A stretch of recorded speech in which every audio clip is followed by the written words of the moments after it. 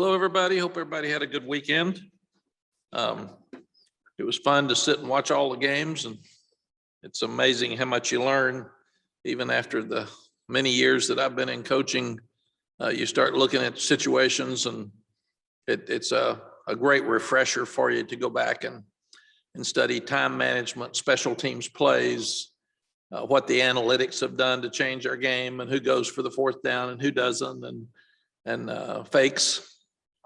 So it was a fun weekend. Very quickly on the recap of the Miami game. So happy we won. I'll never apologize for a win because that's what we're supposed to do. And then our guys found a way to win in the fourth quarter and overcame a lot of adversity to do it. Defensively, we did a great job forcing turnovers, forcing the 3 turnovers and getting a fourth down stop. Which was the difference in the game. And then obviously the last turnover that saved the game. Offensively, ran for a bunch of yards, 228, I think, scored 45 points. Alabama scored 44 against Miami. Had a great day.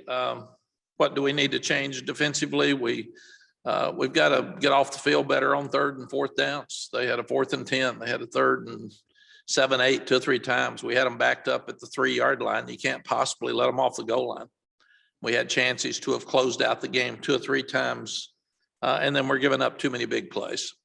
Offensively, I thought they did a tremendous job the entire game till the last 2 series, and the one with 8 minutes left, we got to make a first down. We got to kill some clock. We got to get down and get a few more points. You're up by 11, and then the last one, we just did a very poor job.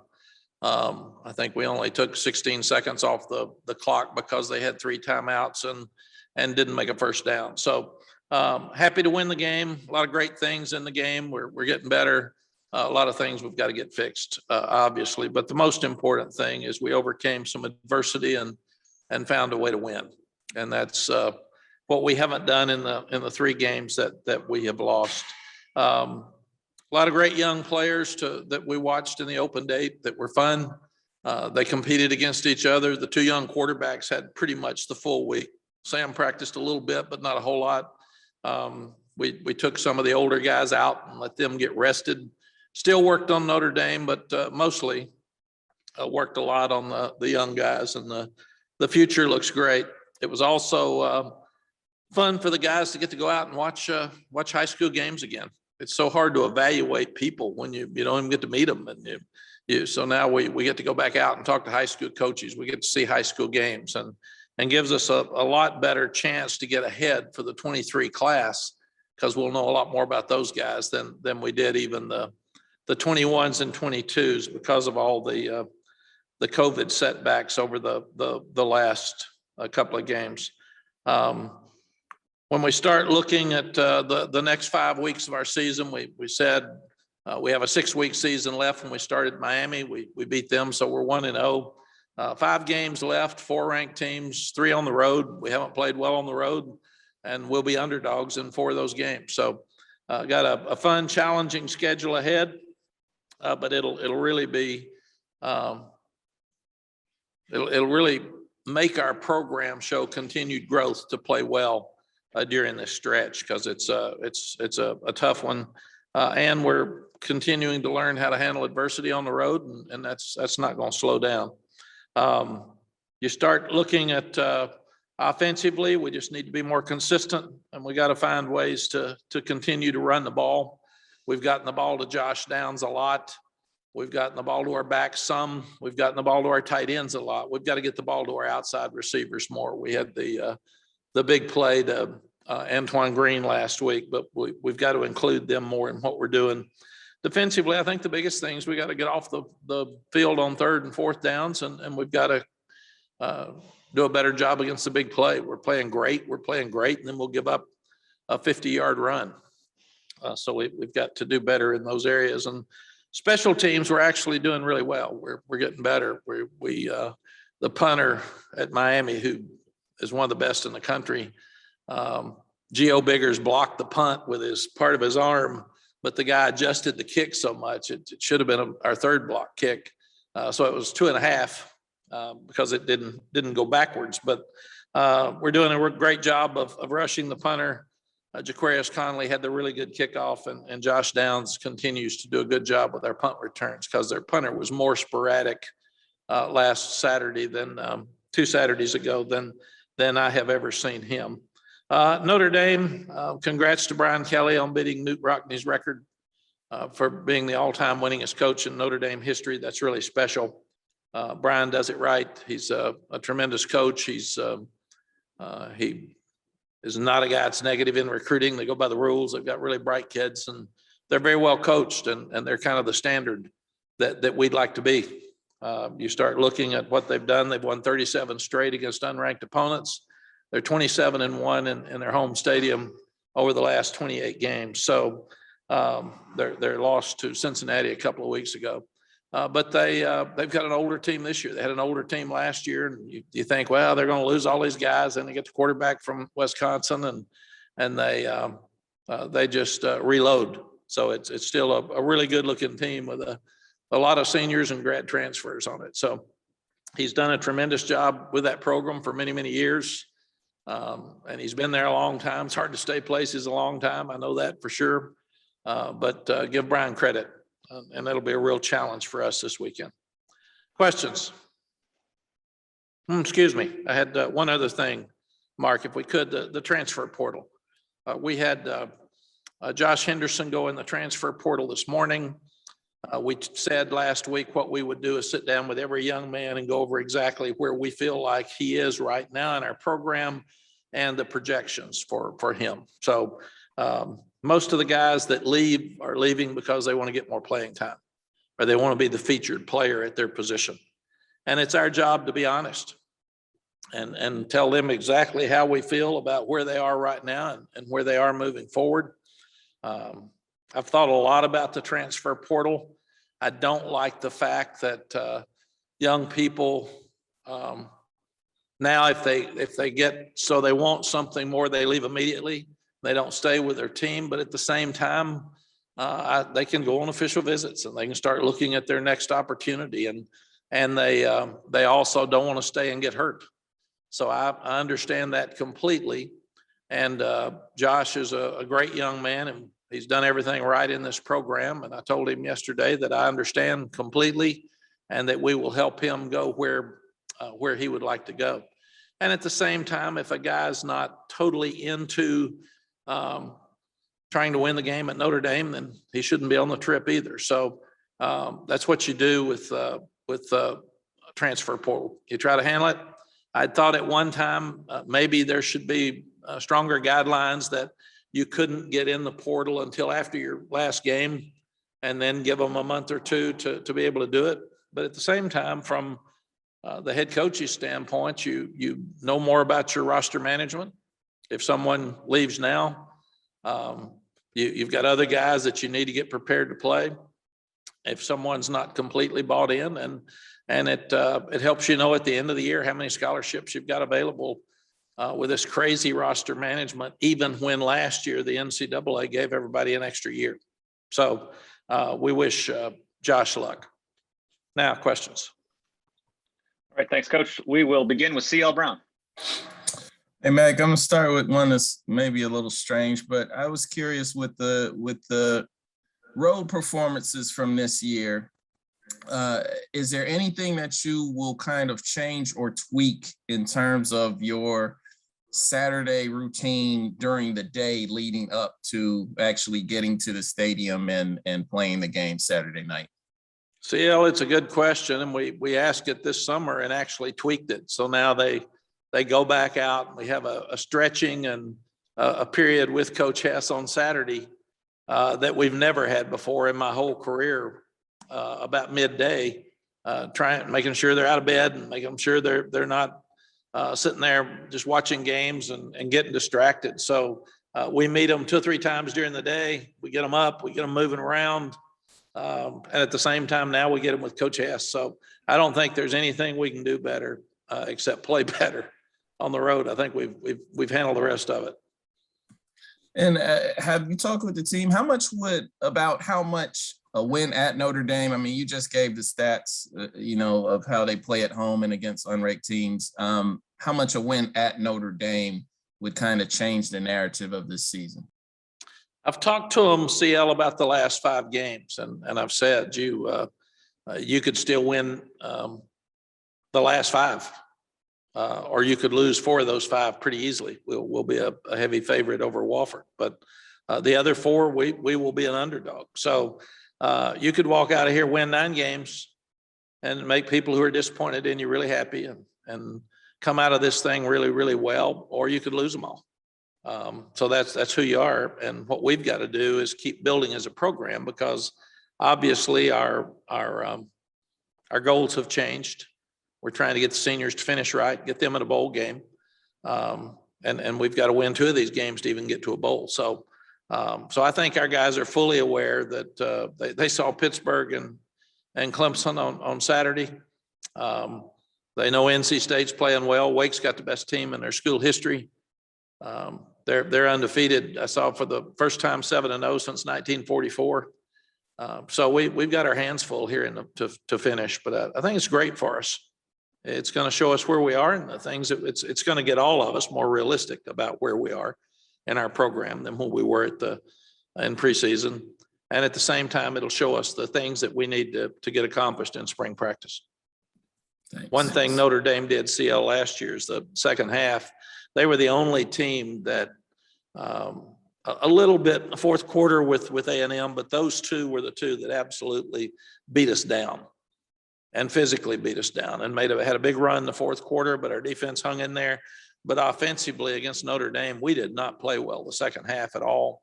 And that was with one of the best offenses I've ever been around, and they absolutely physically just beat us. So, I mean, it is what it is. It's, as our kids say, it's facts. And that was the only time last year that I thought we had no chance to win the game with our offense the second half. Okay, let's go to Dina King. Hey, Coach, entering the season recruiting-wise, you said the class was going to be small. Currently, you got 15 guys committed. With the transfer portal guys hitting that, will that increase your total that you're gonna get this year? They know we think so. We look at it every day, and we are not going to take a player that we really didn't want and just take him because we've got one available, because we'll look at the transfer portal more openly this spring, this January, than we have in the past. And you want to see what's available at 2 or 3 positions there that we could upgrade. But I'm telling you now, roster management has never been like this. It's we could have a guy, while I'm standing here talking to you, decide he's going in the portal this afternoon, and that changes the numbers again. So, and I've told our coaches, you can't worry about the transfer portal. It is what it is. And if somebody leaves, that means they didn't want to be here, and that's better for your program. So don't worry about it. It's nearly like free agency. We've got to figure out what happens to your numbers. But if you had 2 or 3 leave at one position, Dana, then obviously you'd have to go to the transfer portal, because you wouldn't be able to get the freshman in time to fill that slot. Thank you. Thank you. Let's go to Ross Martin. Hey, Coach Brown, I wanted to have a follow-up on the transfer situation. What does that conversation look like with the player and you? And I'm assuming a coordinator or a position coach. Can you tell us a little more about that conversation? You talked about Josh Henderson, but can you speak on the other 2 transfers, Chaffee Brown and Clyde Pinder, 2 players you mentioned a lot in the preseason, had a chance to help you all this year? Yeah, all 3 were helping us. And I'm not going to go into what all 3 did and what they liked and what they didn't like. But those conversations are very personal, Ross. I never meet with anyone by myself. I always have someone else in the room, and I learned that a long time ago. So the conversation is very clear that 3 people heard it, not just one, because sometimes young people hear things that they think you said when you didn't say them. So I want to make that very, very clear. And I do it with everybody, just to make sure that we're on record. Because I've had a few come back and say, here's what you said. And I said, it's not what I said. And we'll go back. Sometimes it's 5 people, sometimes it's 4, but it's not going to be the 2 of us. And the biggest thing is, Ross, most guys that go in the transfer portal, in our experience, has been because they either weren't getting the ball enough. They weren't starting, or they weren't getting enough snaps. And all three of those players have been quality players for us. But all three wanted something different than they were getting here. And that's fair. That's what I said. If an assistant coach came in today and said, I want to quit, that's his choice. In America, we have free choices. If any of you want to quit today, your boss might say, well, why are you quitting, Ross? And you might say, I just want to. I've got better opportunity somewhere else. Well, the timing's bad. Doesn't matter. That's what I want to do. So it is what it is. But the conversations have all been great. The kids have been great. Every young person that's left this program, I think, has been placed somewhere, and that's sure not the case with the transfer portal. And we work really, really hard with those young people. And I told Josh the same yesterday. Anything that we can do to help you, make sure that you ask us. And at the same time, Ross, we've said, if anybody ever says that someone in this program said something negative about you, it's not true, because you've done everything right, and we're going to help you in any way we can. Okay, Aaron Beard, go ahead. Hey, Mack, when you're coming out of an open week, what is more important to you? Schematic changes and tweaks when you're maybe not playing as well as you want, or a mental reset for the players, sort of the fresh start, but sticking with what you've been doing? I think, Aaron, it's really both. When you start looking at open dates, you have to be careful. I used to call it an off week. The players said it's not off. So they were right. So I got that. So we called it a bye, or we call it open. We don't call it off. But the studies say that you have more injuries in preseason and your bye week than any other time of the year. So you have to be really, really smart during your bye week. And I think it's because probably people hit more during that week because you've got more time before you play again. They're looking at a lot of the young guys and they're trying to be really physical. And probably some of the players aren't as focused because they don't have a game that weekend, and some are tired. So we obviously take that into consideration, because you don't want to lose some guys. So that's number one, make sure that we end up the week healthy. Number two, it's a great time to reevaluate each side, all of your three phases. So you make a harsh evaluation of what you're doing well and what you need to fix. And you even talk sometimes on opposite side of the ball.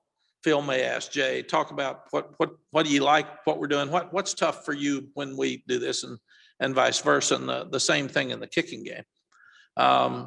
And then the third part is reevaluating some of your younger ones and try to see now with roster management again, if you've got 4 games that they can play in, and that counts a bowl game. So who plays in that 5th one now? Do you hold somebody? Is he talented enough that he's going to try to go to the NFL in 3 years anyway? So you're looking at a lot of different scenarios with personnel. One of the things that happened when we were really good here before and we were really good at Texas is you beat people every week badly enough, everybody got to play. So morale was high. And at the same time, you were able to evaluate all your young ones, and you didn't get the older ones hurt. They weren't playing that much. But when you did, somebody else was ready to come in. And right now we're playing a lot of young ones, but we're playing them trying to win. We're not in that position where the game's over the second series of the third quarter. So put everybody in, let everybody have fun, and we'll get there. We're headed that way. But right now we've got to look at those freshmen and see who should redshirt, who should not, who should be playing more here at the end.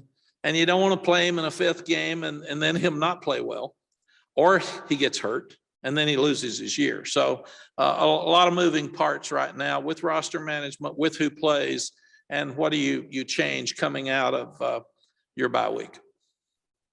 Thanks, Matt. Thank you. All right, Luciano, go ahead. Hey, Coach, I hope you're doing well, and thank you for your time this morning. Thank you. A little follow-up on that. You mentioned your preparation for Notre Dame and getting a head start on recruiting, but was there something specific you worked upon the most during this bye week football-wise? I mean, was there a specific aspect of your game that you wanted to work on? I think you go back and look at everything that you've done negatively.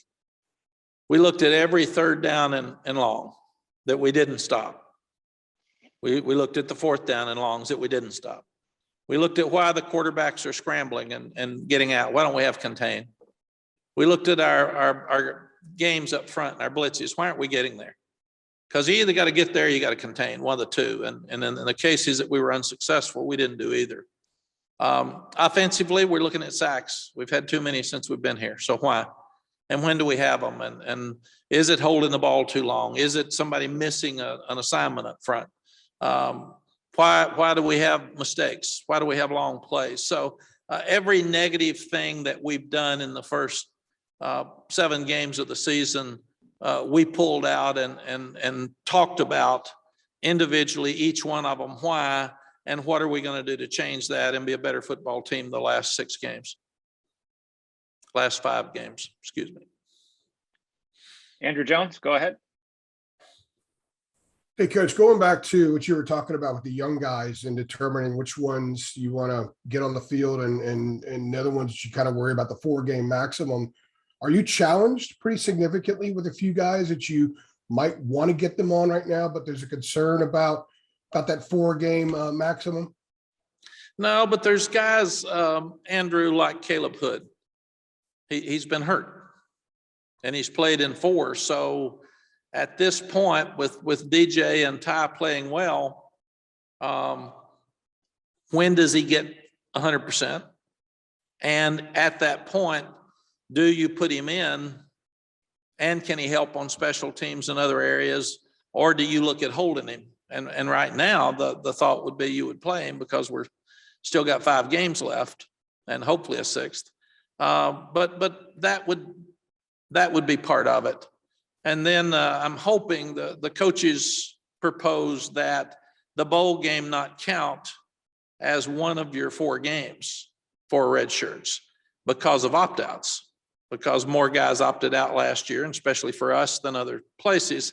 So why wouldn't we allow, if you have opt-outs, freshmen to play in the bowl game and not take up their full year if they've only played in 4 games previous to going into that? So there's a lot of things you look at now. Guys like Ra and Power have played.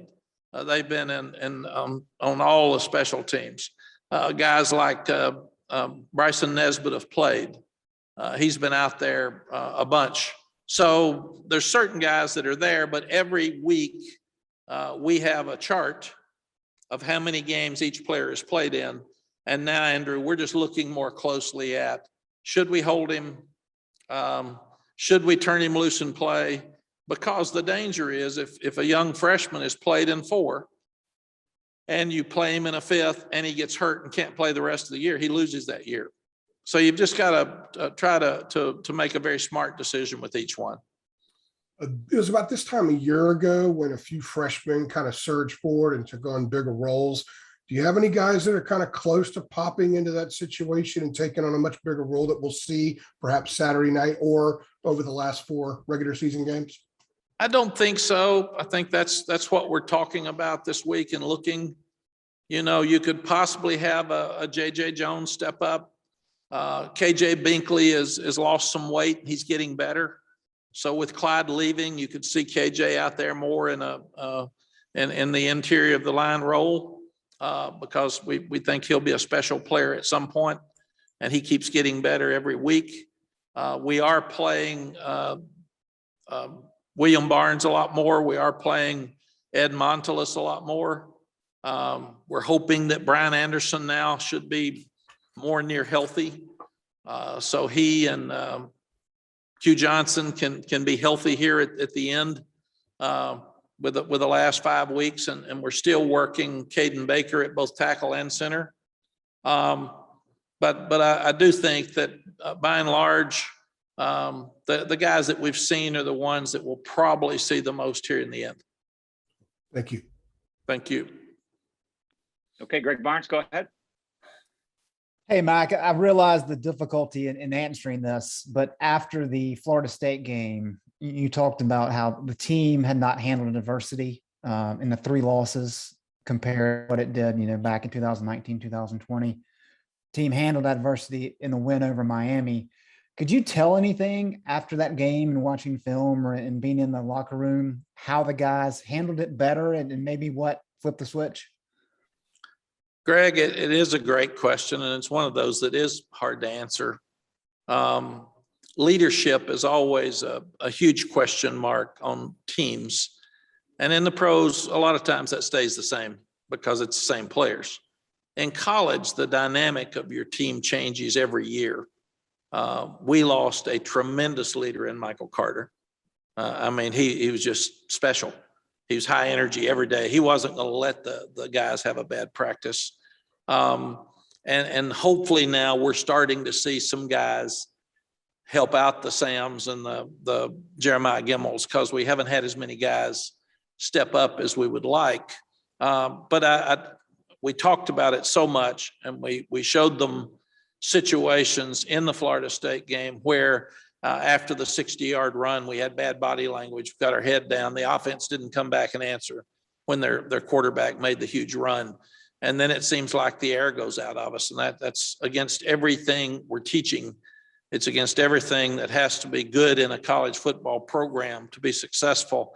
And it's a part of life that you need to handle when you get out, because you're going to have some bad days and you better pick it up on those bad days. So we'll be tested here a lot the last 5 games. And I'm excited about this. This is, we've got a really tough schedule in hard places to play.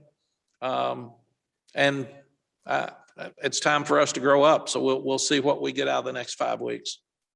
Thank you. Thank you. Well, Coach, that was our last one for today. We appreciate your time this morning. Thank you all. We'll see you Wednesday.